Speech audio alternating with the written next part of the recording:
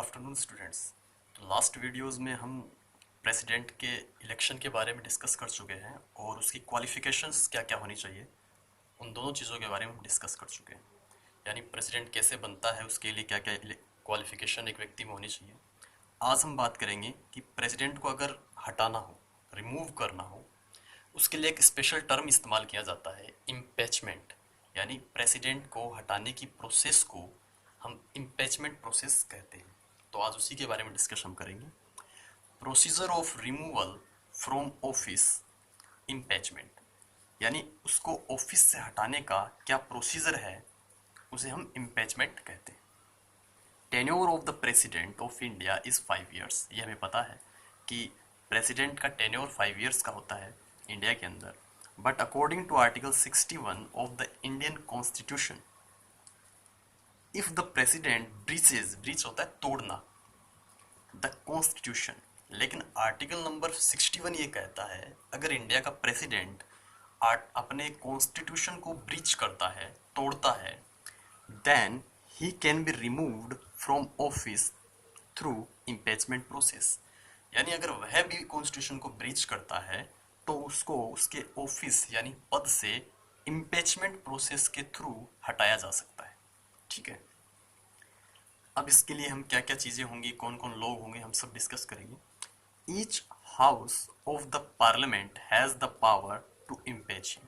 यानी लोकसभा और Rajya Sabha impeachment bill जो है या इम्पीचमेंट मोशन जो है प्रेसिडेंट को हटाने के लिए, आप दोनों में से किसी के अंदर पहले प्रेजेंट कर सकते हैं, इंट्रोड्यूस कर सकते हैं, चाहे राज्यसभा में करो चाहे आप लोकसभा में करो। ठीक है, फर्स्ट थिंग।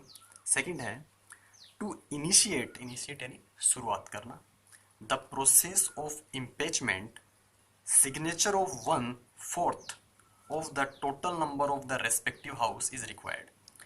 अब मान लीजिए हमें इम्पीचमेंट प्रोसेस स्टार्ट करनी है, तो और हमने मान लो वो मोशन या वो रेजोल्यूशन लोकसभा में पेश किया है, तो लोकसभा के अंदर जितने लोग या जितने मेंबर उस समय प्रेजेंट हैं, उनमें से वन फोर्थ मेंबर्स के सिग्नेचर उस रेजोल्यूशन पे हमें चाहिए।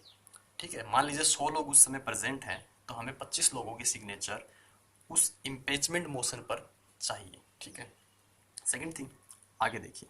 After 40 days of receipt of such motion, discussion will take place in the house.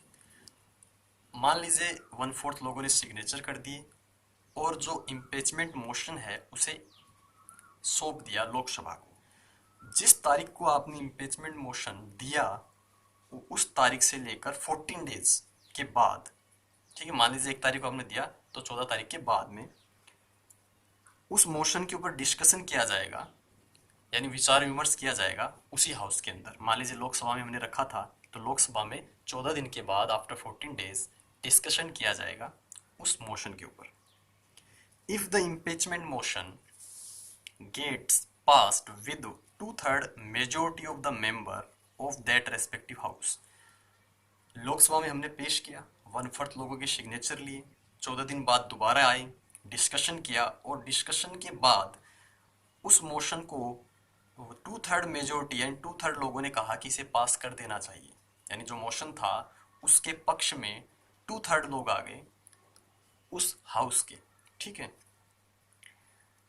Then the motion will be sent to the second house. तो लोकसभा में उस मोशन के फेवर में 2/3 लोग आ गए, 2/3 मेजोरिटी उस मोशन के फेवर में आ गई, हाँ भाई कर देना चाहिए पास।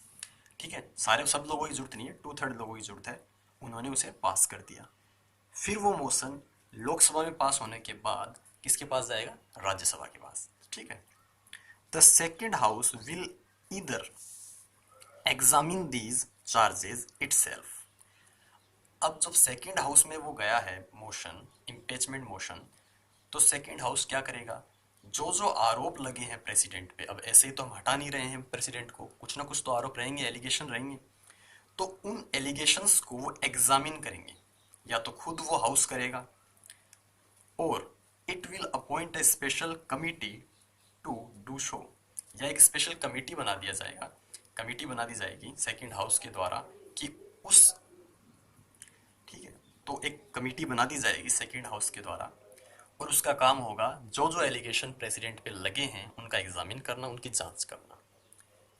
अब जांच भी हो गई और रिजल्ट आया है, मान लीजिए if the allegations against the president are proved, और जो जो एलिगेशंस प्रेसिडेंट के अगेंस्ट लगाए गए थे वो सारे प्रूव हो जाते हैं, साबित हो जाते हैं।